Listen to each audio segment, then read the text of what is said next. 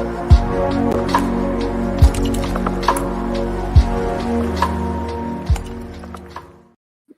folks, it must be Wednesday because you got two guys on the screen, Buck and Bob, here to bring you our Wednesday show today, the Candlestick Kids Fantasy Football Podcast on the Fantasy Focus Network. I'm your host, Bobby Lamarco. I am here with my buddy, Buck. Buck, what's going on, bud? I'm feeling really good. You know, I'm busy as all hell at work, but when I get the reprieve and I get to talk a little bit of football with you on a Wednesday, it's a great way to get through the rest of the week. There's 2 days, and then you got a Saturday full of college football, Florida, Georgia. Big matchup, could be bigger, wish it was, but upset Central, I don't know. And then you get into Sunday. Bob, I got to say, we had a pretty strong week on the live show for the last 2 weeks. We're making the right calls the majority of the time. And I would suffice to say we're well over 64% here for the last couple weeks. So we're doing yeoman's work every Sunday from 10 a.m. to 1 p.m. or when the questions stop. Y'all have been really good lately about getting those questions in early. We get to them. It'll take a little bit. A lot of times we run about 30 minutes behind, but that's because we're given the color. We're given the analysis that you people deserve. You need to justify why you're starting a guy like Donald Parham or a guy like CJ Uzoma, who I was super high on the weekend. Only 3 catches, Bob, but 2 tutties. I'll take it every day to the bank. Join us this Sunday. Have some fun with us. Yeah, and we're also excited to announce that our partnership with Good Sports, we've done really good over the last couple of weeks. All our donations, so when our YouTube followers come on, they want to get their questions answered. They donate to us sometimes to get their questions expedited. 10% of all donations now go to Good Sports. Good Sports is a charity organization that donates equipment to underprivileged communities to help kids play sports. Over 27,000 kids and now 540,000 kids have been helped with this program. We're excited. We're well over $50 for the month in our donations. Let's keep it going. Let's try to get up to that 75 mark. I'm gonna try to set a goal for Sunday. But we're excited about our partnership and we're excited about our Sunday live show. But today we're going to be talking a little bit about, Thursday night football, because tomorrow some fun games. I know Davante Adams got a cough and Lazard, apparently they were close and they got sick. So now we're going to have some shakeups at the receiver position for the Packers. Talk a little bit about Thursday night with the Cardinals Packers. Then we're going to talk about some start sits, some guys that are well owned that me and Buck are not feeling, and some guys that might be out on your waivers that you could potentially scoop up and play this week. And then finally, some QB streamers, tight end streamers, some late round guys, maybe if we have the time. We don't know. But today we're going to do something a little different for Thursday night football as well. We're going to set a Fanduel lineup. We're going to go with Buck's gut, and Buck's going to give us the gut Thursday night football Fanduel start of the week. Not a sponsor, but it should be. Yeah, and I'm not much of a DFS guy, Bob, so I got to say, I'm willing to tackle this challenge with the gut as hard as I can. I'm going to flop it right on the table. I like it, baby. That's why there's only one guy you go for the gut, and that's Buck, and that's what we're going to do for the Thursday night football thing. But if you're listening to this podcast on the audio side, make sure you're joining us on the YouTube channel, for all our videos are now with the Fantasy Focus Network, and we're also featured on the Fantasy Football Network. Believe it or not, a lot of F's floating around. I'm sorry, folks. It's just hard to get through all that. But they're both streamed on there. We also are going to be on Instagram with myself, the Fantasy Focus crew, Sky Gawasco, also the Candlestick Kids Fantasy Football Podcast on Instagram, on TikTok. I'm over there dancing, doing some videos for you. Start this guy with this dance move. Not true, but it could be if we got more views. But then also, I think it needs to be true, Bob. All right, I'm on it. I'm going to start dancing. Manifest destiny. Read a book, shoulders. Watch a film. Do a TikTok dance. I got another list on my requirements for you. That's awesome. Squid Game, read a book. Forster Morneau, the book Island. Yeah, that was a whole thing on Sunday. You got to be there. You got to be there on Sundays to understand our inside jokes, because you'll be on the inside. So join us every Sunday live. But make sure you're following us, the Candlestick Kids, all across the platform. Leave a rate and review. Please do. It helps us a lot. But, I'm tired of – let's just skip over all this and all the minutiae, and let's get right into it. The Thursday night football game is brought to you, of course, by our Sunday live show and Good Sports, 10 a.m. to 1 p.m. Eastern. Make sure you're joining us. Now, the key for this game is going to be the injuries, but also just Davante Adams and Allen Lazard being out. But when you dive into the numbers, first off, the game still has a pretty high over-under, 49.5. The Cardinals are -6.5, which is interesting. They're almost giving a touchdown now because no Adams, no Allen Lazard this week. So maybe they're giving more love to the Cardinals. Packers, of course, we talked about Lazard and Adams being out, but also the Cardinals side, they're going to be without J.J. Watt, but they are getting back Chandler Jones. They had a bunch of guys on COVID over the last few weeks on the defensive line. They're all coming back, including some defensive tackles and Chandler Jones. So swapping out J.J. Watt, bringing back Chandler Jones. So I guess it's kind of a wash from the Cardinals defense side. But before we start getting into the players individually, Buck, what are you looking forward to most of this Thursday night football game? Kyler Murray. I think this game has Kyler Murray written all over it. Okay. You look at that Cardinals defense, they've been stout throughout the year, both sides, through the run, through the pass. They're just talented. I know they're going to be missing J.J. Watt. Everybody, America's favorite son is what some call him. And that'll be a big hurt to them, but they've been so solid all year. When I look at that Packers defense, I see a strong defense as well. I mean, look at the results that they've had thus far. Thing is, they're not putting up those light show numbers. They're not, this isn't the 68 dead show, out there at Shea Stadium, Bob. This isn't what's happening with the light shows and the fireworks. You're not seeing it, but you see a calm, calculated offense out there. So I'm going to stick with Vegas on this game and think that it will be right at that 50-point threshold. I think this will be 28-22 for the Cardinals. And I do think that Aaron Rodgers struggles in this game. We'll get to that later. Okay. So let's talk about Aaron Rodgers. One of the things I wanted to take a quick look at is with Matt LaFleur as offensive coordinator over the last couple of seasons, there's been 6 games without Davante Adams. So I wanted to look at how Aaron Rodgers did without Davante Adams. Interestingly enough, he's been pretty good. QB5, QB4, then he had a bad game, QB24, QB10, QB1, QB3. So mixed in there is 4 top 5 finishes, a top 20, 5 top 10 finishes of the 6 games. So still performing as a QB1 without Adams. But I guess what are your thoughts about Aaron Rodgers this week? Are we going to hear about him later? Is he someone you're fading? What's your overall thoughts about Rodgers without Adams and Lazard in the lineup? We'll just knock my QB fade out right now since it is the Thursday game. I'm fading Rodgers. Quite frankly, he's had 2 games where he's impressed, and he's facing the number 2 defense in the NFL this coming week. The Cardinals have just been way too solid on the outside. And when I look at Randall Cobb, I don't see a huge threat. I know we're going to get to him. Marquez Valdez-Scantling. It's a question mark at this point. It's a coin flip. So when I look at it, I'm thinking to myself, where is everything going to come from? It's not Bob Tonyan. Just because Bob Tonyan hasn't been a primary target, I know he will probably have an upward tick in volume in terms of those targets this week. But the Cardinals shut down tight ends. So I'm really not looking forward to the Aaron Rodgers performance whatsoever. However, they are so solid in scripting around that, right? They figure out a way. That's not LaFleur offense. It figures out a way. They'll keep this game tight. By no means do I think this will be a blowout. I've been wrong on most Thursday games, as I think most. I'm not an expert, but most quote-unquote experts have also been wrong on Thursday night games throughout this season so far. You just never know what's coming. What I know is he's facing probably the strongest defense he has faced all year, and he has not exactly lit the roof on fire. So I'm going to park the bus on Aaron Rodgers. I'm going to opt for a higher ceiling against a better matchup type of situation this week for my plays. Okay, yeah, that's fair enough. So I think of the Packers side, let's comb through the rest of these players. And I think Aaron Jones is in. I know he's had his ups and downs and he's come off a slow week against Chicago, but I think we're good with Aaron Jones, correct? I'm very good with Aaron Jones. Good. All right. So the next question does come though. There is going to be pass volume out there. There's going to be passes. There's going to be a receiver that's going to have to catch the passes. So my question comes: is it Randall Cobb in your opinion, or is it Marquez Valdez-Scantling if he comes off IR this week? So if it's just those 2 players, I'm going to opt for Randall Cobb. Randall Cobb had 1 good week. Every other week, he's had 4, 4, 4, 1, 0. Those have been his stats through this season so far.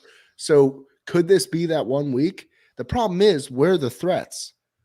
If you want to shut him down, which I think the Cardinals are apt to do, I'm ruling Randall Cobb as I think he'll be a solid flex play here, but as my wide receiver 2, wide receiver 3, whatever you want to call it, I think I'm going to opt for something else. But desperate times call for desperate measures. So if I'm in that pinch myself, I'm opting for Randall Cobb. Still too many question marks with Marquez Valdez-Scantling. Does he play? Is Equanimous St. Brown going to get in there? I'm going to throw a name your way, my friend. I'm going to throw a name your way. Amari Rodgers.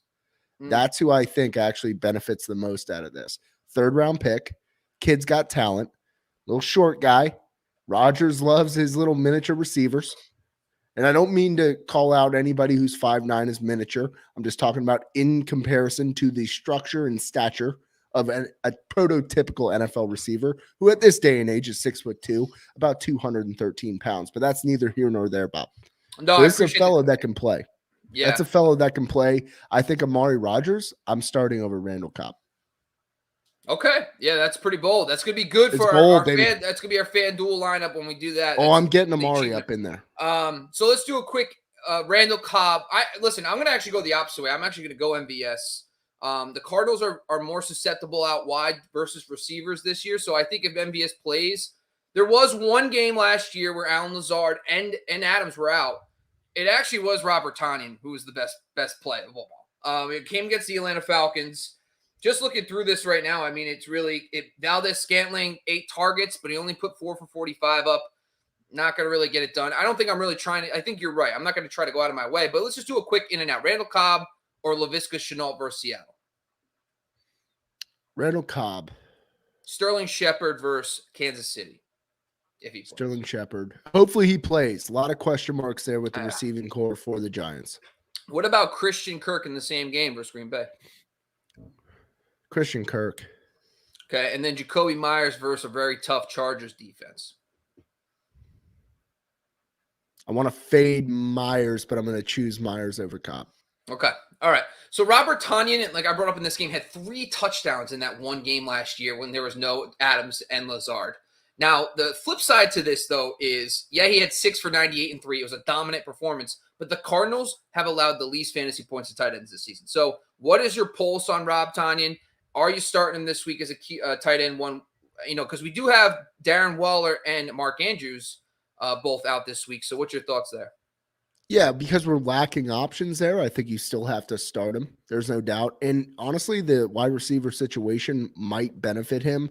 The Cardinals, in my opinion, are just far too solid. They will isolate options pretty well. That's why I'm looking to guys like even Equanimous St. Brown and but definitely Amari Rodgers to pick up the slack there. Leave a little breadcrumb trail for them. Hopefully they don't score many touchdowns as I'm fading Rodgers. But I do think Amari Rodgers has a good chance of hitting on a big play. And St. Brown, talented guy, haven't seen the full bag of tricks yet. I think that the ancillary receivers will have better games than both Cobb and Bob Tonyan here. Okay, so let's jump to the Cardinals side. We know Murray's in. We're not stressing about Murray. Cardinals running backs. Do you have a preference, Edmonds versus Connor this week? I like Edmonds better this week simply because I think that this sets up for a Kyler Murray rush game. I think Kyler Murray will be the X factor and what drives the Cardinals over the line to stay undefeated. Okay. All right, let's jump down to the Cardinals receivers. I think obviously DeAndre Hopkins is questionable, but sounds like he's going to play. We do have a question that came up from Victor. My God, he flat out asked us, are you comfortable playing Nuke Hopkins this week? Tell us, Buck. I'm always comfortable playing Nuke Hopkins. He's a warrior. We've seen him play hobbled before. He still shows up and he plays well. I have no concerns over Hopkins if he's a go. If it's green light and it ain't a red light, Bob, I'm going for the green light here. Green lights. Okay, so behind it's a Matt McConaughey book you should probably read, by the way. It's called Green Lights. Nope, I'm out. Listen, I'm here for you. I'll do video, audio. I'll talk to you all day, Buck, but I'm not. Listen to the audio book. It's McConaughey just talking at you for 4 hours. I love it. That'll help with it. All right, so then behind Hopkins, green lights. AJ Green, good transition. Green lights. AJ Green or Christian Kirk. I know Rondale Moore's a distant fourth at this point. It's really hard to predict when Rondale Moore is going to get that one touch to take it to the house. Now. Yeah. But Kirk and Green are on the field the most behind Hopkins. So do you have a preference either one? Are you starting both this week? What's your thoughts on these two guys? If you got them, smoke them. Okay. Nice. Either And one. then, yeah. And then Zach Ertz, coming off, he did have, he did run 19 routes versus 33 for Hopkins. He was still kind of relatively a part-time player, but it was his first game with the Cardinals. That should be expected. 4 targets, but he took that one to the house. Are you starting Ertz this week? Yeah, I don't mind Ertz. We're lacking in tight end ones that you could always bank on. So I tend to flip it to, if I've seen any sort of premonition for a quarterback to target a tight end, which we've seen with Kyler Murray throughout the year, whether it be Max double X Williams, triple X at like certain days, triple X Williams. But then you got, now you got Zachy Ertz coming in there. Zach Ertz is a pro's pro. I do like Arizona's wide receivers for this game because I think Kyler is going to make a difference running. What happens when a quarterback runs the ball? Defense tucks in a bit. It opens and exposes them for some deep shots down the field. All right, let's do this really quick then. Spin off. Schultz, Tonyan, Seals, Jones. Let's add Ertz in here. Of those 4, answer. So with Ertz or Tonyan in this game, and then also in this scenario, who would you pick? I personally think it's Schultz. The guy's an absolute stud. I'm going Schultz out of this question here. Yeah. Okay. Big D is what I call him. Oh, okay, folks, keeping it PG. All right, let's keep this going here. So what we're going to do now is we're going to jump over to Fanduel. Now I'm going to share my screen real quick, and Buck is going to give us his DFS lineup this week on Fanduel, and we're going to talk through and how it works. Essentially, you'll see on the screen, we'll be talking a little bit about a captain. Essentially, the captain gets 1.5 points. So you want your best player to be in the captain mold here. And of course, as you can see at the left-hand side of your screen, or right, I don't know, at this point, it's left hand for me, whatever. Kyler Murray's the most expensive at $17,000. You only get $60,000 to spend. Now, just to put into context, the cheaper options are down there closer to $7,500, $7,000. So let's start. Who do you need to be your captain this week? Is it chalk with Kyler Murray, or do you have another option? It's chalk. Okay. Yep. So go ahead, write that name on the chalkboard, Bob. We put him in. We got him in. Now, what's next? Are you going to go Aaron Jones? Are you going to go Chase Edmonds, DeAndre Hopkins? Now, remember, when you start paying up for these guys, you have to start finding guys lower cost because you're only able to spend now on average $10,750. So tell me, Buck, who's next on your list? I'm going to take the bargain basement deal here for 12. No, it's not that bargain basement, Bob. Hit the escalator. We're going up. Oh, no. Okay. Aaron Jones. I want Aaron Jones in there. I think 12,500 is a decent price there. All right. Okay. So now I think Packers will be leaning on him. Yeah. So $10,000 now per player left. You have 3 more players to pick from. Who you got? Scroll down for me here. We're going to get my guy in there, Amari Rodgers. Oh, wow. Okay. We got a little. Yeah, you got to do the search on him. Yeah. Look at that, 5,500. So that jumps you back up to 12,500 now for an average player. So you can get potentially Christian Kirk, DeAndre Hopkins, or you can pay it for Aaron Rodgers and see what other bargain bin options you have out there. Wait, we can get a Rob in there? Yeah, so if you do, let's just look at this. Yeah, so if you do Aaron Rodgers, the next player needs to be $10,000. So you jump down. No, I'm fading Aaron Rodgers. Get him out of my lineup, Bob. Oh, okay. All right. Whoa. Okay. Oh, sorry, I jumped on you there. Yeah, a little bit. Got a little heated. Let me sink those teeth in, pal. All right. So what do we got next here? You know what? For the price point, to free us up a little bit, I'm going to go Chase Edmonds here. Okay. Now, theoretically, that allows you to get Aaron Rodgers in your lineup.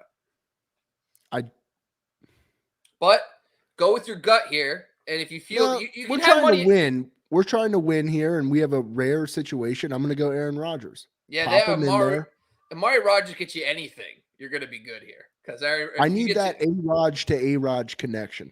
Yeah, so that's it, folks. We got Kyler Murray in the captaincy, gets you 1.5 points. Then he's got Aaron Jones. Amari Rodgers has his deep sleeper, $5,500. That allowed him to pay up and get Aaron Rodgers in his lineup and also Chase Edmonds. So we enter in this lineup, Buck.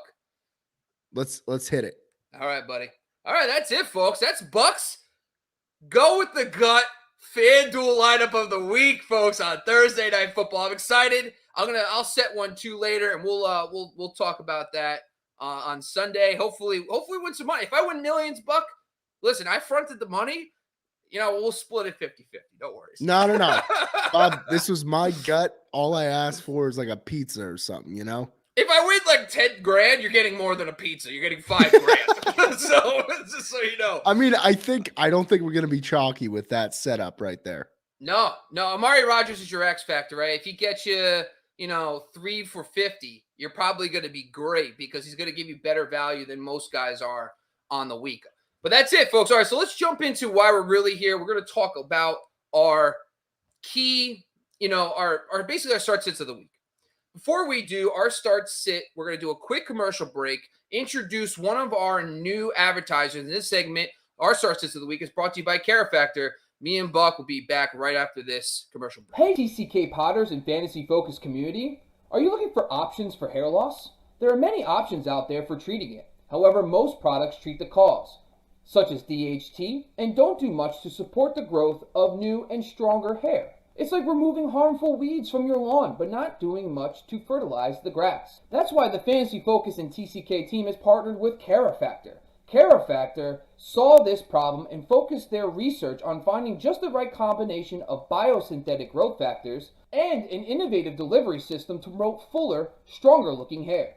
So whether you're a listener who suffers from various forms of alopecia or even stress-related hair loss, the CareFactor treatment is the perfect scalp-friendly solution that can help and influence stronger and healthy hair throughout all stages of the hair life cycle. And now, exclusively for TCK listeners, use the promo code TCK at checkout to get 15% off all products at shop.mycarefactor.com. That's shop.mykerafactor.com. CareFactor, skincare for hair. Yeah, really excited about our partnership with CareFactor. Now let's get into this, Buck. We got our position. You know how we do. We talk about each position. Guys that are now this week we're doing heavy rostered players that are rostered in well over 50% of leagues that you can fade. And now we also found deeper names that are less owned that you can actually start. So Buck, we start with the QBs. Give me what you got. Who's your QB fade? Oh wait, it's Aaron Rodgers. Yeah. So we already got it. We already know. But is there anything else that you want to elaborate on before we move to my fade of the week for the QB? No, there's nothing quite like contradictory podcasting where you place him in your FanDuel lineup where I'm trying to win 10K and split it with you, and we'll get together, get a pizza pie, maybe go to Vegas, who knows, get a little nuts. Yeah, it's just contradictory, but you got to understand. I don't think this is going to be a 26, 27-point game for Rodgers, and I think that the player that I'm going to highlight for my play of the week definitely has a way higher upside. I think there's a couple of those on the board this week that are not rostered over, 70% in these leagues for quarterbacks here, Bob. So I think there's some different options that you might even get a little bit lucky if you try to hit on this week. Okay. Yeah, so that takes me to my QB fade, and it's actually someone that's actually bounced back. Early on in the season, he was doing really well, and not doing well. Now he looks pretty good. It's Matt Ryan. Over the last few weeks, he got off. Over the last 5 weeks, he's actually been the QB 9, coming off some really good games over the last couple of games. And now he's facing Carolina. And I do think the Carolina secondary is a little bit of a poser, but I don't think they are a complete dud either. I think they have been exposed by really good passing teams like Dak Prescott. The Vikings did very well against them. But when I'm looking at the numbers, one of the biggest things that I think a lot of people are forgetting, and this is a PSA announcement, Stephon Gilmore is coming back. Now, Stephon Gilmore is one of the top cornerbacks in the NFL, and he has been traded to the Panthers. And he's been waiting in the wings. He's starting to practice this week. Matt Rule came out and said that they think that Stephon Gilmore is going to be in the lineup this week. That's huge. That's a guy that they can take and shadow. They could shadow Calvin Ridley with him. And Calvin Ridley's matchup goes down the drain. Now, do I expect Gilmore to just hop on the field and be a top-level cornerback? No, but he's definitely going to be an upgrade on some of the positions. They've been banged up in the secondary. Henderson, who they traded for earlier in the year, has been a little banged up. They also lost A.J. Oboye a lot for extended period of time. Dante Jackson has been banged in and out of the lineup. So I think there has been a lot of moving parts. But when they get these guys healthy, they're going to have a very elite secondary. Plus, I looked at Matt Ryan's stats from 2020. Versus Carolina, he averaged 253 yards last year, 0 touchdowns, and 1 interception in each game. Not going to get it done. He did save somewhat of his fantasy day. He did get a rushing touchdown, but if you're going to bank on Matt Ryan rushing touchdowns, I don't think that's a winning formula. So his stats from last year, plus the emergence with Stephon Gilmore, I just think too that the Panthers offense is a little scary right now. And if they're not going to be able to put up points, I just don't think the Falcons are going to need to throw like they did last week against the Dolphins. So that's why I'm fading Matt Ryan this week. So Buck, give me a guy who you can actually, if you're sitting there Thursday night and you're like, all right, well, I don't want to play Aaron Rodgers. Give me a guy on Sunday that you can replace Aaron Rodgers with who's less owned in fantasy leagues. It's Kirk Cousins. I think he's been mentioned by one of us almost every other week on this show. But Kirk Cousins, man, he's playing a Dallas defense that's giving up an average of 24 fantasy points a game. And that's not even on some of the crazy metrics I've seen with the scoring systems. I really think this could be a 27, 28-point game then there for Kirk Cousins. Get him into that top echelon of those top 10 quarterbacks and drive you to victory. A lot of people have a choice to make. They might have a top end, might have an Aaron Rodgers. When I look at matchup, that's what dictates where I fade, where I play. And Kirk Cousins, he's got two great threats out there. I'm looking for a big game from old Kirky boy here. Yeah, Kirk has been awesome. And that Dallas offense, that could be a fun one. That could be a game where you see a lot of points put up. You got to love that. So jump down to my QB guy, and it has a combination to do with a couple things. The matchup plus an infusion of talent, and it's Teddy Bridgewater. Now, Bridgewater's been kind of, maligned over the last couple weeks, but he's playing against the Washington football team. And the Washington football team, for whatever the reason is, they have become the worst defense against quarterbacks, receivers. They allow up the most points, and they've become a huge pass funnel defense. So their run defense is actually pretty good, but their pass defense is terrible. And then this week, he gets Jerry Jeudy back. Now you're talking a 3-receiver set of Jeudy in the slot, Tim Patrick, Noah Fant on Cortland Sutton. Cortland Sutton. 137 air yards, man. Love every it. game on Noah average. Fant, That's incredible. Exactly. So my thing is, and when we saw that week 1 game against the Giants, Jeudy was featured, and he was playing in the slot, 6 for 60. He was dominating before he got hurt. But now you add Jerry Jeudy along with those 2 receivers and Noah Fant, plus those 2 running backs. I'm starting to feel the weapons around Teddy Bridgewater. On top of that, look at the quarterbacks who have dominated the Washington football team. Jameis Winston, 279 yards, 4 touchdowns. Matt Ryan, 283 yards and 4 touchdowns. Daniel Jones, 31.5 fantasy points. So it's not even like dominant quarterbacks. And then the dominant guys have had monster games. Josh Allen had over 40 points against them. So it's been huge. And I think with Jerry, I think that safe floor with Teddy B that he's going to offer you because he's a competent quarterback with weapons. But now with Jeudy in there, I think he offers you a little bit more of a oomph this week. And I think he can get you that low-end QB1 numbers. All right, Buck, those are our QBs, buys, and fades. Now we're going to move to the running back position. Let's jump to your guy that you're fading this week. Who's the running back that you're fading that's owned in most leagues right now? So I got 2 fellas here. I'm going to choose somebody that's probably being opted for more instead of a guy that is definitely fading out of most starting rotations here. I'm going to go James Conner. James Conner's workload has remained steady, and that's the one thing that I really like. But I think Kyler gets it done. I emphasize that in our Thursday night preview. I think they're going to heavily emphasize Kyler in this game. I think it will detract. I think it'll be a bit of a more open game plan for the Cardinals. Conner will have his role. I do feel that Conner will finish with 8+ points in this game. The key for Conner has been and will continue to be finding that end zone. I look for Kyler to be the guy to just be punching one in from about 8 yards out as opposed to something from 2 to 1 yards out with James Conner. Gotcha. My guy's actually been really good. And I actually, when I'm like looking through the numbers, I'm like, I don't know if I should do this. It's Leonard Fournette. I kind of felt like that with Conner, by the way. Yeah, no, I know. Like the thing is, like with Conner, at least you could say, all right, well, they have Edmonds, and Edmonds is the pass game role, and Edmonds gets double-digit carries. Leonard Fournette, for me, has been an absolute workhorse, and I've liked the Leonard Fournette for a while now, but when I'm looking at the New Orleans Saints matchup, you're just like, that's not great. Plus, this season, like just across the board, the Saints are good, not only against the run, but they're also good against pass-catching running backs. So it's really, there is no weakness when they're facing off. They got Ryan in the middle. They got some dominant guys up front. So I think I'm trying to fade Leonard Fournette where I can. Obviously, this week too, pretty much we're all hands on deck. Obviously, Josh Jacobs got hurt. I know Barkley is still banged up. I know we have a couple like ongoing injuries, Clyde Edwards-Helaire, CMC, etc. So it's going to be tough to fade him completely. But at the same time, there's two versions of Leonard Fournette. There's the 2 regular season games from last year where he had 6 carries for 5 yards in the 2 games. That's not great. And then you have playoff Lenny, who goes completely bonkers, 107 total yards and a touchdown in that matchup. I think he settles somewhere in the middle. And I think that for me is not going to be a good fantasy day. I think if he gets you, 50 combined yards and a touchdown, that's fine. Probably give you low RB2 numbers. But at the same time, like I think in the Saints matchup, Ronald Jones, all the noise with them all the time, every single week, they're like, well, Ronald Jones this and that.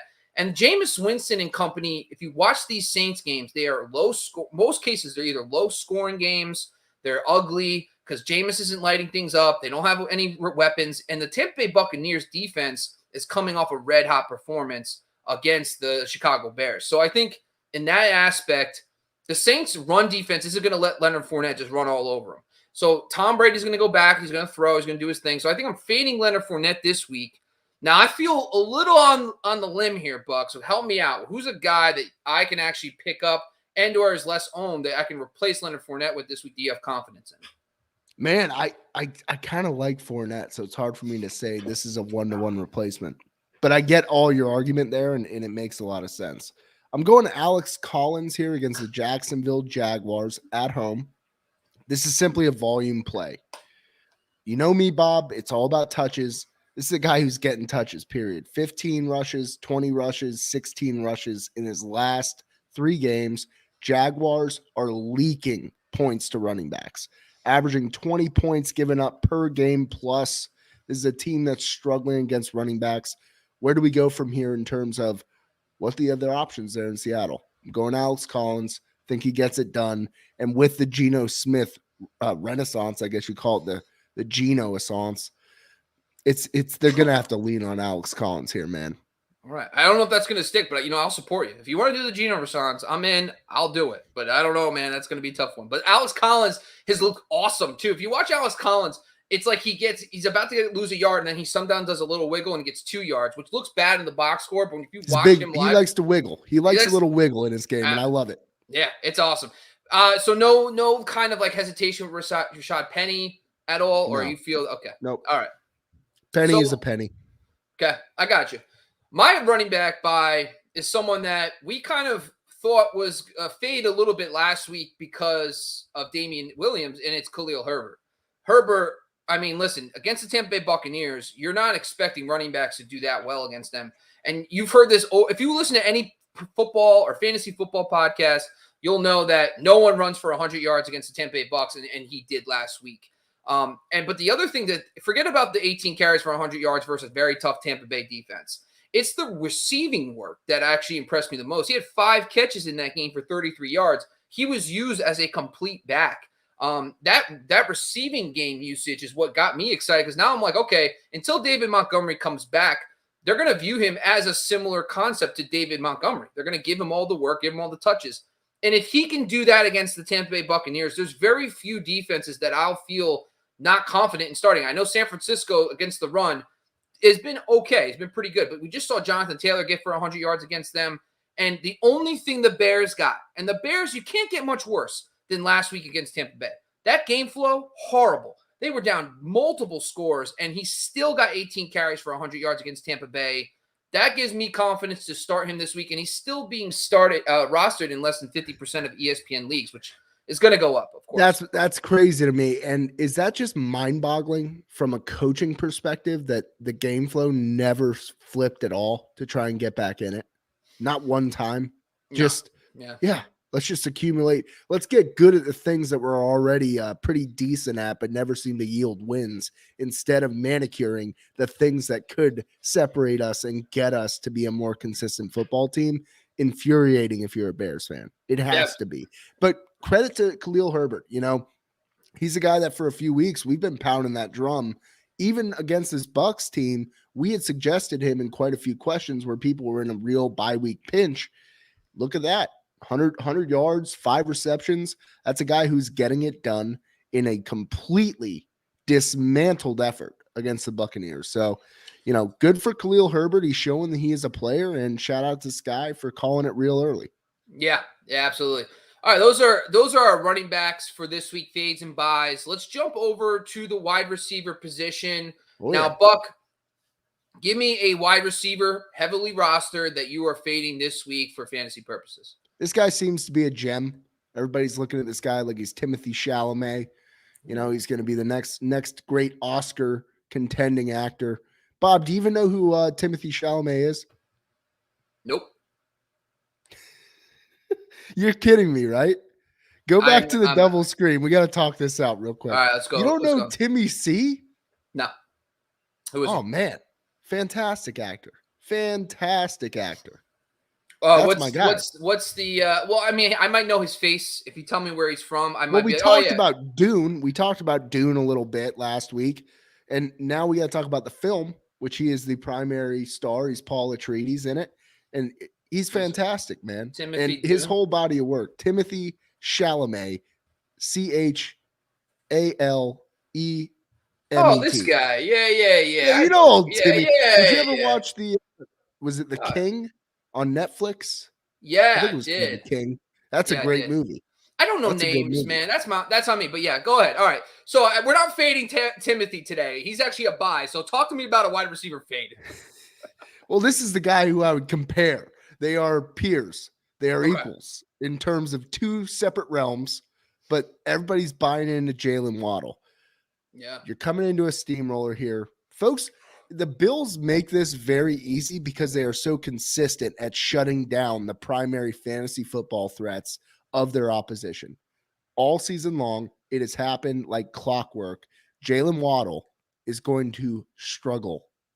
That is a disjointed offense for Miami. And we saw what the Bills did to them week 2, week 3, whatever it was. It's going to be the same thing. Jalen Waddle will not have separation in this game. Jalen Waddle, a good game for him from my perspective is like 5 for 50. That's not going to get it done. That's not going to pierce the top 24 receivers for this week. And I think it's just going to be the same old. I would say Trey White's going to be on him for the majority of the game. But then Taron Johnson's coming back. Bills are going to look pretty damn decent across wherever they want to line Waddle up. He will struggle in this game. Jalen Waddle's the fade.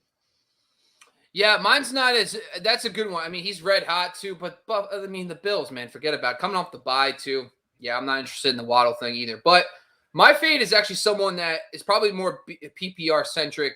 It's Jacoby Myers again. And I feel like I talked about Jacoby Myers. He is the definition of a guy who I feel like when I look at my matchup analysis for slot versus wide, if the matchup is good for slot receivers, I'm going to want to play Jacoby Myers. If it's bad, I fade him. And every single time, like I'm right about kickers and when to sit Jacoby Myers. Those are the two things. And that's basically it. And Jacoby Myers for me this week. But you're good at that. Oh, I'm great at it. Absolutely great. You're great. You're great. Good is the wrong word. Oh, okay, you're right. Bob. That's on me. Yeah. That's on me. But Jacoby Myers is still being ranked as a wide receiver 3 on all these sites. So Fantasy Pros Expert Consensus has him as a top 36 receiver. We're going to talk about some guys this week that are coming back that I feel I'm much more higher on than Jacoby Myers. But the Chargers, the Patriots are playing the Chargers this week. The Chargers not only allow the fewest fantasy points to the slot, but they allow 5.9 points per game in half-point PPR to the slot. That's not just the fewest. It's like the average is about 10.5, 11. Then it's about most around the 8 range, and then it's the Chargers. Like it's they're on the moon. The rest of us are down here on Earth. Yeah, they're exactly. I mean, if there was a second object close to Earth, I would say it's them. It's not Venus and it's not Mars. It's not that far, but yeah, the moon's probably more accurate. Maybe a flyby comet. That's where the Chargers defense is. Venus is quite far, Bob. I would think Mercury is probably more in the mix. Yeah. It's not as far as Uranus, but at the same time, trust me, it's not. I know. But anyway, that's why I'm fading Jacoby Myers. He's still being listed as a wide receiver 3 because he offers you that floor. Don't fall for it. And he doesn't score touchdowns. I know it's coming. I can't wait till the guy scores a touchdown, but he just doesn't score either. So, I'm not going to take that 5 for 40 game again this week. So I'm going to fade Jacoby Myers. Buck, I'm those, totally fine with the Myers fade, by the way. yeah. I alluded to that in our early segment. Yeah, absolutely. So talk to me a little bit about players that are less owned. Now, these guys are typically owned in most leagues, 50+%. There's guys that we found that are actually less owned on rosters today that you actually could start right away. So who are some of the players that you're willing to start? Well, do you mind if I just chop 3 names out there? Because I think all of these, given Nope, can't do health, 2 are healthy. I can't do it. I got to do 1. Buck, I'm sorry. I got stiff rules. Okay, it's 1. You sent me a screenshot. I got to stick to it. Yes, of course, Buck. Feel free. Give the people more options. So either secondary Bills targets, Cole Beasley or Manny Sanders. Dawson Knox ruled out for this game. We saw what happened last week. Beasley, I believe he had 6 receptions, 88 yards, and a touchdown. I look for similar numbers if, in fact, he continues to get targets. But Manny Sanders, another really good start there. I just think the Bulls run woodshed, or the Bills, not the Bulls. The Bulls are running woodshed over the NBA right now, by the way, which is, that's Billy Donovan getting it done. Shout out 06, 07, back-to-back national champions. Go Gators, Joakim Noah, Torian Green, Al Horford, Corey Brewer, and my guy, Lee Hump, hitting threes all day. But yeah, the Bills, I feel good about Cole Beasley or Manny Sanders, but a guy that I really like, Bob, is Kadarius Toney, who is still out there in a lot of these leagues, man. Get KT, are you with me, on that team if he's active. A lot of question marks with the Giants receivers. Care to share your thoughts on that threesome there? I know I kind of pivoted, but I like all 3 of those options given health. Cole Beasley arguably could be my start of the week. If there wasn't like some weird rules that we talked about prior to this about trying to find less rostered players, I would have said Cole Beasley, because Dawson Knox was his biggest problem. Because Dawson Knox, over the last few weeks, was taking over as the main. He was running the most slot routes, and that was taken away from Beasley. He was taking a back seat some weeks to Zach Moss, and it was just not good. As soon as he goes down in that game with the broken hand, his routes go skyrocketing up. Plus Miami, I think they're top 3 or 4 in the NFL in slot points per game allowed to wide receivers, all over Cole Beasley. Kadarius Toney is an absolute freak. You got to watch. Just watch. So I know people don't have access to like film, but if you can watch his routes on YouTube, when you watch him run, it's amazing how until you see it, he's so crisp with his routes, and he creates so much separation. I think he's a legit talent. Kansas City matchup. Kansas City is an out wide funnel matchup too, so I love that when it fit. That's a gut. That's Gumbers, baby. That is what I'm talking about. It's a Gumbers start of the week, brought to you by Bob and Ed Hot Sauce. Yeah, that's some good gut fridge there. Yeah, it's not coverage. It's gut fridge. I love it. I love every second of it. So yeah, I'm really feeling those guys, especially this week. But to jump down to my wide receiver buys, it's kind of a similar. These guys are probably owned now in leagues, but when I was looking through this, it's Jarvis Landry, and I'm going to cheat too. It's Jarvis Landry and Jerry Jeudy. Both guys coming off injuries. They are probably dropped in shallower leagues because of injuries. Jerry Jeudy, if you don't have an IR spot, Jerry Jeudy probably was dropped in your leagues because you can't hold on to him in shallow bench spots. But you immediately insert these guys. And when I saw from Jeudy in week 1, he was becoming the alpha. 6 targets. He was dominating the Giants in the slot. It was ridiculous. And then he gets hurt. He immediately comes back, and he's going to face a Washington football team that allows the 3rd most points to slot receivers. And I think that he's going to step right in. And Jerry Jeudy was one of my guys this year that I thought he was going to take the next step and dominate. So I was all in on Jerry Jeudy. The other guy is Jarvis Landry.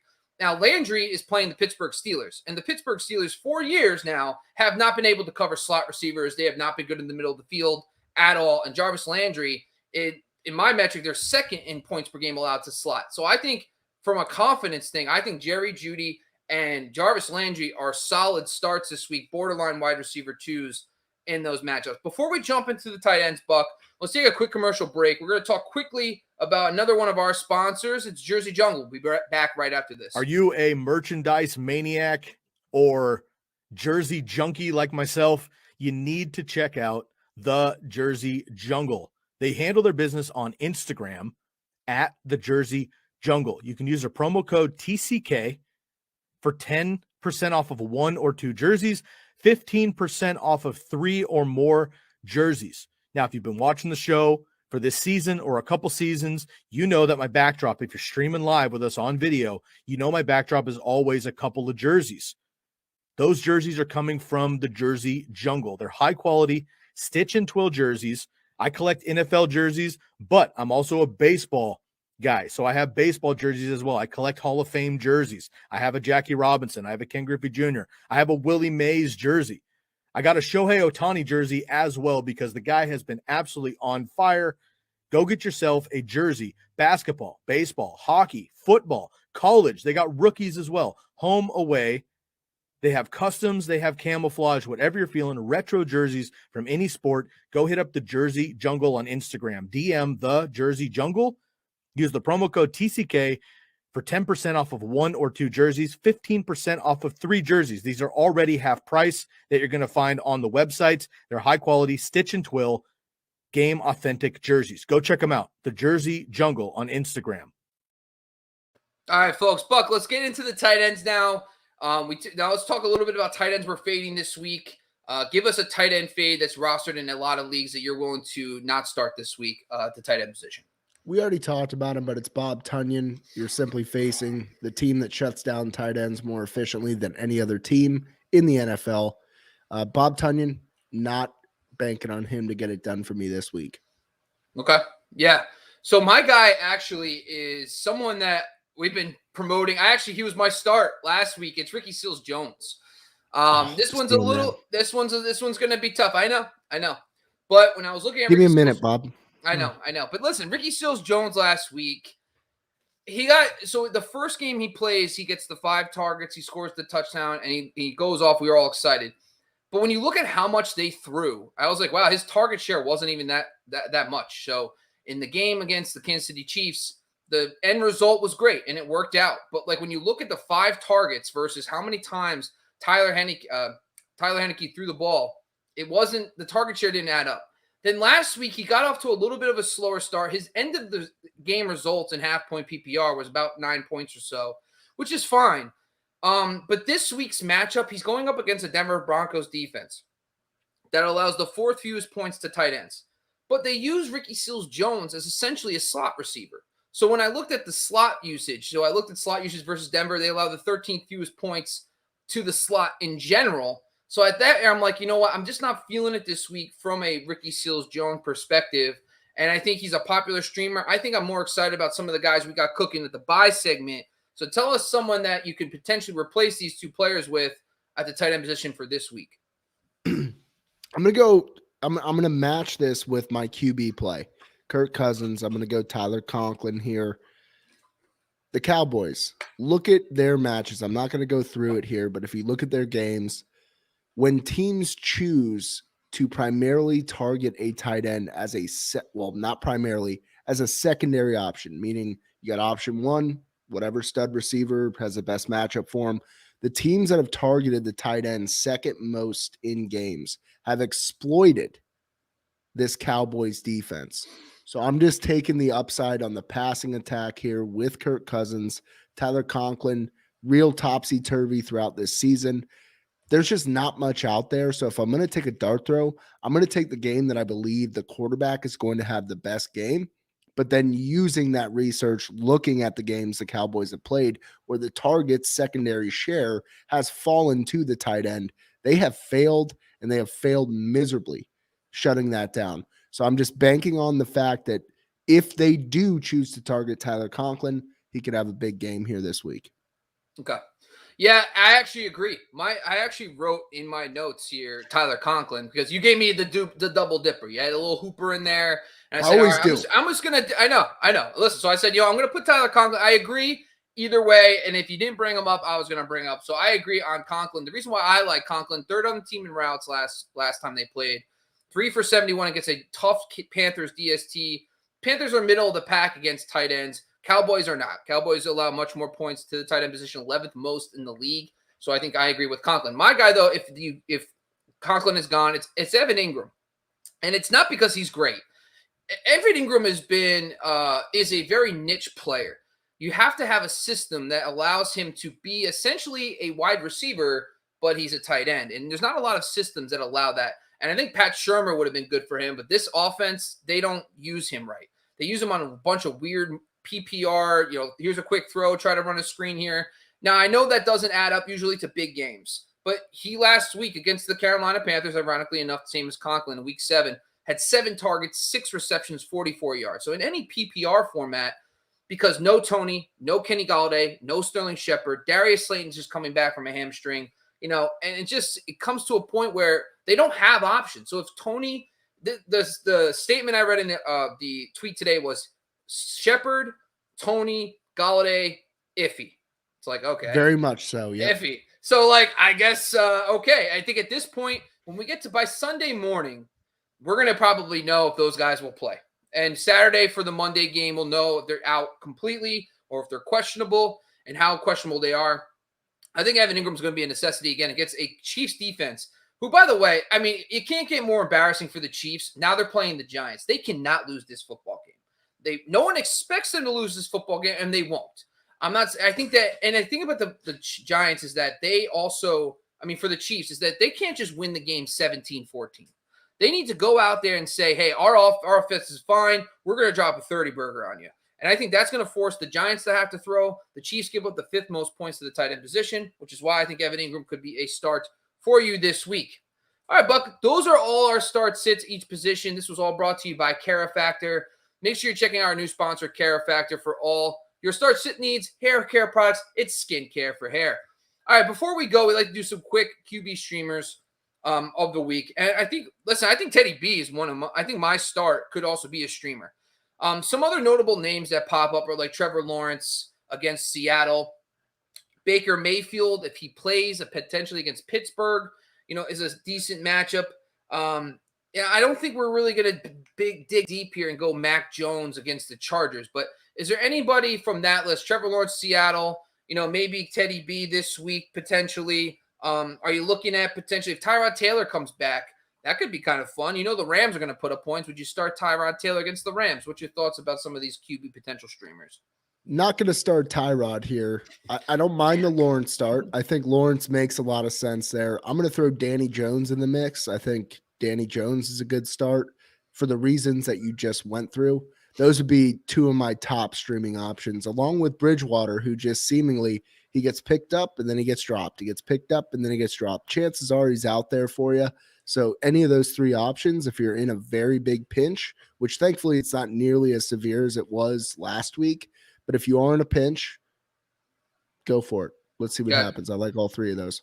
And for the tight end position, listen, let's talk a little bit about CJ Uzomah against the Jets. The guy's been putting up points. The Jets have been deceivingly good against receivers, which could potentially help CJ Uzomah.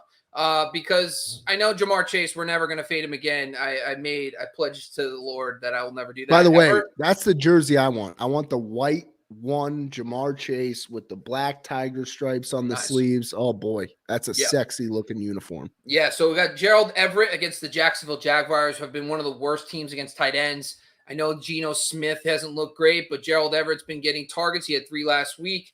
And then also if you jump down, Dan Arnold, ironic, against Seattle. This is another interesting one. Dan Arnold's been getting a lot of routes. He did have a good game a couple weeks ago before the bye.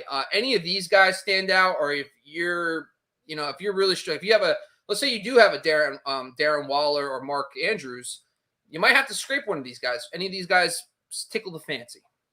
Not so much, man. Tight end is just a crapshoot. I like to just figure out which guy I'd like to have a beer with the most. Okay. And then opt for that fella, which is why I ended up with Ricky Seals-Jones for so long.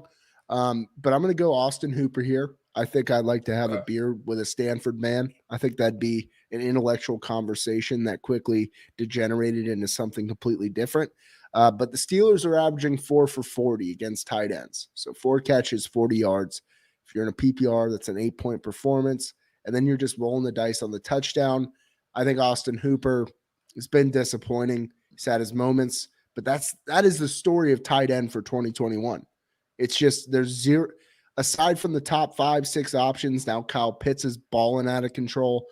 There's just not much out there. So you are rolling the dice. So I'm going to look at something that I can get at least an 8-point performance out of in a PPR format. I look at Austin Hooper as a worthy dart throw. Browns they struggle to connect with wide receivers, Bob. They just can't do it. They can't connect with many pass catchers, but let's see what they can do there with Austin Hoops. All right, buddy. All right, those are our streamers for this week. Obviously, me and Buck did some digging for you just on our regular starts for the QB tight end position. So go get Conklin. Go get yourself some Evan Ingram. Go get yourself some Austin Hooper this week at the tight end position. Before we go, let's buzz through some quick questions, Buck, before we get out of here. Let's jump at the top. I see Boing, Brandon Cooks, Cole Beasley, James Conner, half-point PPR for my flex. Buck, who do you got? I think it's between Cooks and Beasley for me in a half PPR. I'm going to go upside on Cooks here.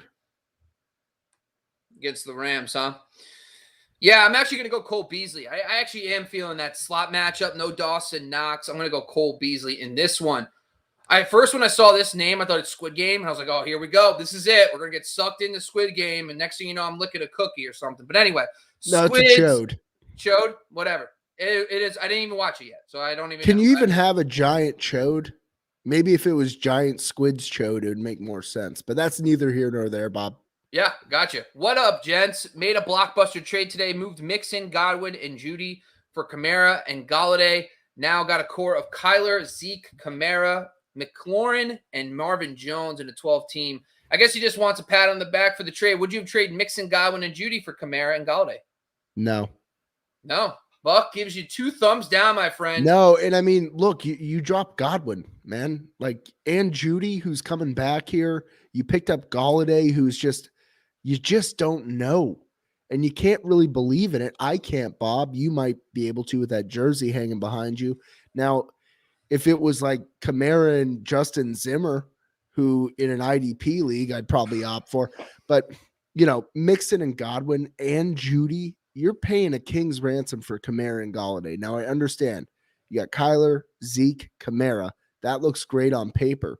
But I would much rather have Godwin in there for a Marvin Jones. And Marvin Jones, fine player. But Godwin, in terms of the consistency that he can provide, especially down the stretch, I don't love it, man. I don't love that trade because Mixon, while he hasn't been putting up the highlight reel games, he's consistent. Simply put, I mean, he's just a consistent running back. He gets in the end zone. I don't like this trade here, Chodman. There you go. And listen, I personally, I think we get too complicated with trades because I think by the season's end, there might be 3 or 4 weeks you win this trade and maybe 3 or 4 weeks you lose this trade because this guy and that guy. That's why I like to do 2 for 1, 1 for 2, depth for talent or talent for depth. Keep it real simple, and that's it. That's how I view trades. Cute dog, but I do appreciate the dog, though. I appreciate you. My pup does, too. Next up, Matt Ryan, Aaron Rodgers this week. I think, Buck, this is funny. These are the 2 guys we're fading. Yeah. What's your thoughts here? Ryan because of Kyle Pitts. Yeah, I'm going to go Rodgers. He just 5 of the 6 games without Adams, he had a top 10 game. So I think Kyler Murray is going to put up points, and Rodgers is going to have to put up points as well. Ryan Allen, what's up, bud? What's up, boys? Thanks for the show with the news about Mark Ingram. How does the value of DJ increase? Worth dropping Zach Moss over? Would you drop Zach Moss for David Johnson because of the Mark Ingram trade? It's a tough question, right? You got 2 players there at different stages of their career in 2 completely different situations. If the Bills get back on track, and mind you, they scored 31 points in a loss, which is hard to come by in the NFL this day and age. So I'd rather have the player that's in the more efficient offense here. And when it comes down to garbage time, which I feel like the Texans will find themselves in more times than not, I'm going to opt for the player that's in the game script. I'm going to opt for the player that's in the flow of this game. And Zach Moss, despite being in a shared partnership here, they are amicable folks, okay? The kids are getting along with Zach Moss and Devin Singletary. I want the player in the better offense, period. But I am interested to see how David Johnson, how his workload looks, because we've had this situation with Houston where he should be just the staple back in that backfield. And it hasn't come to fruition for us in any way at all. And I think he's on the downturn of his age. And it's unfortunate because he was such a great player when he was with the Cardinals. Or excuse me, he is with the Cardinals. He was such a great player when he was with. No, who is he with now? The Texans. Yeah, he's with the Texans. You get these damn teams in the Southwest thrown my way, and I lose my mind. It's but okay. you knew the player he was. He's not that same player here. It's late here, Bob. It's past 10 o'clock. I know. I'm sorry. We're going to get you through this. Anyway, Philip Lindsay's still there too, folks. This is going to be a split backfield. Philip Lindsay's not going anywhere. It's going to be David Johnson, Philip Lindsay. I suggest you could pick them up. I am not dropping Zach Moss for him, though, because Philip Lindsay will probably get the lead ball carrier work, but it does find some clarity. Plus, they still have Rex Burkhead. I know people don't want to hear this, but they could still have Rex Burkhead getting 3 to 4 touches a game, too, just to really I kind of love Rex Burkhead, by the way. Stick it to you. Oh, yeah. Who doesn't? He's great. He's been awesome. He was like a 5th-round pick one year, and it didn't work out, but it would have been great, though. Jumping over to Mowgli. Think Jungle Book, bro. What are your thoughts? I know. I feel like you this probably guy's probably never seen Jungle Book, nor read it. I might have when I was a kid, but at this point, I just delete everything. At this point, it's like I do my own MIB. You're just a football robot, Bob. Yeah, that's basically all it is. Sorry, I know. No substance. Actually, talk to me in January. I'll watch freaking Jungle Book for you. Anyway, what are your guys' thoughts on Keenan Allen not getting many throws to him? I'm getting getting less confident in him. Same with Amari Cooper. Buck, I'll do this one first. Keenan Allen's getting a shit ton of targets. He just hasn't scored any touchdowns this year. He has 1 touchdown on it's not targets, not volume. He's being overshadowed by Mike Williams, but he's still a low-end wide receiver too right now. He's a top 20 receiver in points per game in PPR. Mike Williams blew up. I get that. But it's going to slowly come back to the mean. Mike Williams getting all the touchdowns. Keenan Allen has 1. If you look at the targets, it's still Keenan Allen. He's still getting featured in the red zone. It's going to regress back to the mean. He's a buy low. Same thing with Amari Cooper. Rest of season, top 7 out wide matchup schedule. I love Amari Cooper. Michael Gallup's coming back. This offense is going to explode. CeeDee Lamb in the slot again. Dalton Schultz, forget about it. I love both these guys. Any thoughts? Yeah, I mean, are you going to go to the waiver wire and scoop people you're going to play in front of Keenan Allen or Amari Cooper? Who are you targeting? Are you packaging them and getting Jamar Chase? I don't think so. So, no. I mean, unless it's going to be something that I truly believe in, which is it's on you, Mowgli. Like, I can't tell you what to believe in. But you know what? Believe in love, brother, and love the guys who've got you there. Keenan Allen, Amari Cooper will be fine rest of season. All right, we're going to answer 2 more because we have 2 people really hitting us up. One is from Beach. Come here now, Beach89. He's got a good one here. It's Elijah Mitchell, Nick Chubb, or Kenneth Gainwell need 2.5 point PPR. Obviously, it's Elijah Mitchell, Kenny Gainwell situation here. What's your thoughts, Buck? Kenny Gainwell this week. Let's see what he has in the tank. Yeah, I'm going to go Elijah Mitchell. I think the San Francisco run game, I want that, so we'll see. I'll be a fun one to watch, but 2.5 PPR. Oh, need 2.5. So my 2, yeah. Chubb, Gainwell for me. Okay. All right, let's do one more here before we get out of here. Heads underscore, because heads straight up was of course it was take. Why wouldn't it be? Should I trade away Knox with my tight ends being Goddard and Schultz and Knox? Already going to say yes. I want Javonte Williams with my RBs being Kamara, Moss, Jamal Williams, and David Johnson. Probably getting rid of J. Will. I would try to trade J. Will to the Swift owner because he does have offered some very low end flex appeal, but he also offers a lot to that Swift owner. So browse through that. DM us on Fantasy Focused at myself, Fantasy Football X Factor. We can help you with trades, but I think J. Will, don't drop him yet. Reach out to the Swift owner first, see if he wants him before you drop him. But let's talk about this Knox deal. I think it's a slam dunk. We have Goddard, who could be a top 6 tight end with no Zach Ertz, and you have Schultz, who my man crush right now at the tight end. But what's your thoughts about a Knox trade, and would you trade him for Javonte Williams? Here's how I structure this. I actually looking at this a different way. I look at it the same way. If it's Knox for Javonte Williams, I'm going with that. I think if you can get away with that trade, you should. You have depth there. I'm riding the Schultz train. You got to get back up there and go there. I like how I do go there, like it's Robert Goulet. I would do that trade. However, I don't know that he's going to accept Dawson Knox for Javonte Williams. I certainly wouldn't, considering the advanced statistics on Javonte Williams' running style, but who knows how in-depth this owner is taking things here. So why not package Jamal Williams and Dawson Knox for Javonte Williams and kind of a bench piece that he might have on his squad. Well, I mean, would you trade Goddard or Schultz instead? Because those are I would trade. I mean, Goddard and Williams might work as well. Goddard, Williams, Javonte Williams, see what he's got. There's a lot of Williams being thrown about. Huge. Here, yeah, you know, we usually cap out at 2 Williams, but at this point, we're just going all in. All right, folks, that's all we got for today, guys. Listen, this was the Wednesday week show. Me and Buck and Bob and Buck, whatever you want to do it.